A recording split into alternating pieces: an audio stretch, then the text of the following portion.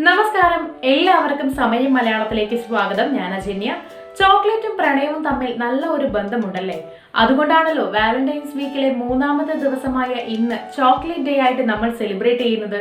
നമ്മുടെ കൈകൊണ്ട് തന്നെ ചോക്ലേറ്റ് തയ്യാറാക്കി അത് നമ്മൾ തന്നെ തയ്യാറാക്കിയ ഗിഫ്റ്റ് ബോക്സിലിട്ട് സമ്മാനിക്കുമ്പോൾ അതിന്റെ സന്തോഷം ഒന്ന് വേറെ തന്നെയാണല്ലേ? അതുകൊണ്ട് തന്നെ ഇപ്പോൾ ഞാൻ വന്നിട്ടുള്ളത് എങ്ങനെയാണ് നമ്മുടേതായ രീതിയിൽ ചോക്ലേറ്റ് തയ്യാറാക്കുക എന്നും എങ്ങനെയാണ് അത് സമ്മാനിക്കാനായിട്ട് നമ്മുടേതായ രീതിയിലുള്ള ഗിഫ്റ്റ് ബോക്സ് തയ്യാറാക്കുക എന്നും പരിചയപ്പെടുത്താൻ വേണ്ടിയിട്ടാണ്. അപ്പോൾ എങ്ങനെയാണ് ഇതൊക്കെ ചെയ്യുക എന്നറിയാനായിട്ട് വീഡിയോ കാണാം. ആദ്യം തന്നെ നമ്മൾ ചോക്ലേറ്റ് മെൽറ്റ് ചെയ്യാനാണ് പോകുന്നത്. അതിനായിട്ട് ഇതുപോലെ ഒരു വലിയ ബാർ ചോക്ലേറ്റ് ഞാൻ എടുത്തിട്ടുണ്ട്. വൈറ്റ് ചോക്ലേറ്റ് ആണ് എടുത്തിട്ടുള്ളത്. നിങ്ങൾക്ക് വേണമെങ്കിൽ ഡാർക്ക് ചോക്ലേറ്റും എടുക്കാവുന്നതാണ്. ഞാനിവിടെ 2 ചോക്ലേറ്റും എടുത്തിട്ടുണ്ട്. അപ്പോൾ ആദ്യം നമുക്ക് എങ്ങനെയാണ് മിൽക്ക് ചോക്ലേറ്റ് അല്ലെങ്കിൽ വൈറ്റ് ചോക്ലേറ്റ് റെഡിയാക്കുന്നതെന്ന് നോക്കാം. അപ്പോൾ ഈ ചോക്ലേറ്റ് നമുക്കിനി മെൽറ്റ് ചെയ്തെടുക്കണം. അതിനായിട്ട് ഞാൻ ഡബിൾ ബോയിലിംഗ് മെത്തേഡാണ് യൂസ് ചെയ്യുന്നത്. ഇതുപോലെ ഒരു പാത്രത്തിൽ ചോക്ലേറ്റ് ഇട്ടതിന് ശേഷം സ്റ്റവിൽ വെച്ചിരിക്കുന്ന വെള്ളം നിറച്ച മറ്റൊരു പാത്രത്തിലേക്ക് ഇത് ഇറക്കി വെച്ചിട്ടുണ്ട്. ഇനി ഇതിൽ അല്പം പാല് കൂടി ഒഴിച്ചു കൊടുക്കാം. പെട്ടെന്ന് മെൽറ്റായി കിട്ടാൻ വേണ്ടിയിട്ടാണ് അങ്ങനെ ചെയ്യുന്നത്. ഇവിടെ നന്നായിട്ട് മെൽറ്റായി കിട്ടിയിട്ടുണ്ട്. നമുക്ക് ഇത്രയും മതിയാകും. ഇനി ഇത് ഫ്രിഡ്ജിൽ വെച്ച് ചെറുതായിട്ടൊന്ന് തണുപ്പിക്കണം.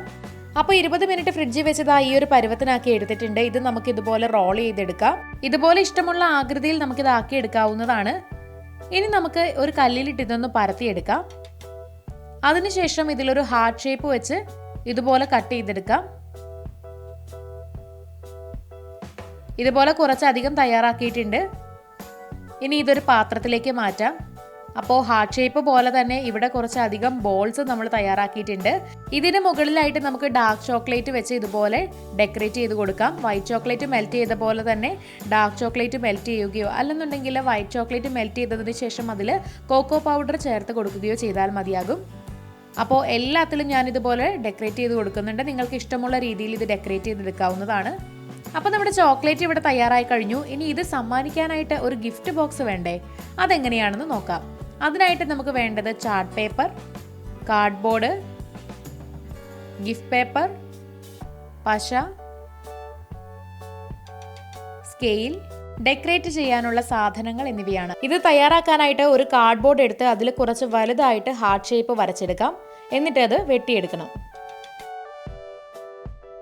അപ്പോൾ ഇവിടെ കത്രിക ഉപയോഗിച്ച് കൃത്യ അളവിന് മുറിച്ചെടുത്തിട്ടുണ്ട്. ഇനി നമുക്ക് ഇതിൽ ഒരു പേപ്പർ വെച്ച് ഒട്ടിച്ചു കൊടുക്കാം. ഇവിടെ ഞാൻ സിൽവർ കളറിലുള്ള ഒരു പേപ്പർ വെച്ച് ഒട്ടിച്ചു കൊടുക്കുന്നുണ്ട്.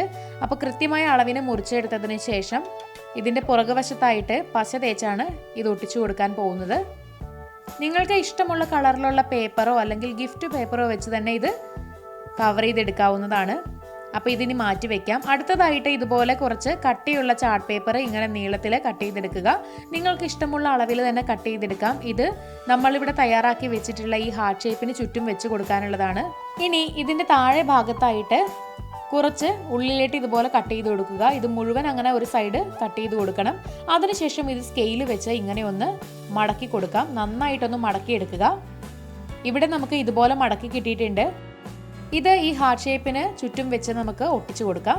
അപ്പോൾ ഇവിടെ നമ്മുടെ ഗിഫ്റ്റ് ബോക്സിൻ്റെ താഴത്തെ ഭാഗം തയ്യാറായി കഴിഞ്ഞു. അടുത്തതായിട്ട് ഇതിൻ്റെ മുകളിലത്തെ ഭാഗം തയ്യാറാക്കണം. അതിനായിട്ട് അടിയിലൊരു ചാർട്ട് പേപ്പർ വെച്ചതിന് ശേഷം പെൻസിൽ വെച്ച് ഇങ്ങനെ വരച്ചു കൊടുക്കുക.